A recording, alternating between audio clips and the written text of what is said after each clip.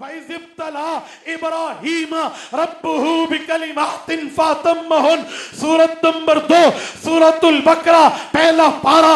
रब्बे करीम फरमाते हैं अल्लाह ने इब्राहीम अलैहिस्सलाम से कई इम्तिहान लिए, हर इम्तिहान में इब्राहीम कामयाब हुए।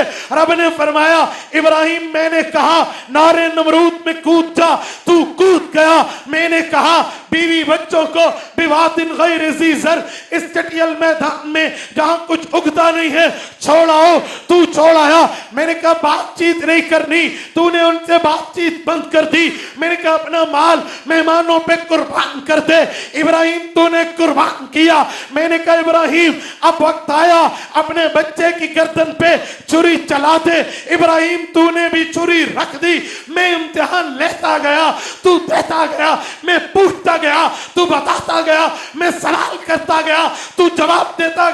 अब इब्राहीम इम्तिहान तूने रब की मर्जी का दिया है, अब रब कहता है इनाम तुम्हें तुम्हारी मर्जी का देंगे। इब्राहीम बता क्या चाहिए, क्या इनाम तोहफा गिफ्ट चाहिए?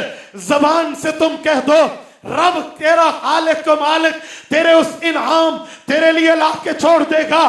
चकवाल के गयूरो काजी मजहर हुसैन रहमहुल्लाह के जमात के सरफरोशान शाहीनों, मैं तुम्हें मुतवज्जे करते हुए कहता हूँ हजरत इब्राहीम अलैहिस्सलाम ने दरबार इलाही में, दरबार खुदाबंदी में यूं अर्ज किया रब्बना वबअस फीहिम रसूलन मिनहुम यतलू अलैहिम आयातिक। मौला मैं और कुछ नहीं मांगता, मैं एक चीज मांगता हूँ जो तेरी कारस्तानी, तेरे खजाने, तेरी पूरी की पूरी मखलूकात की तरतीब में भी यकता है, अकेला है, वहीदुल असर वल ज़मान है, तन्हा है।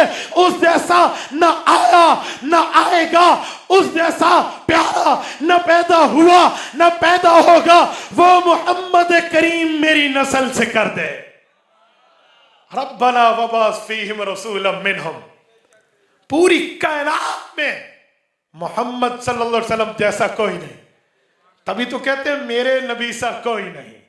हमारे नबी सा कौन सा हो सकता है?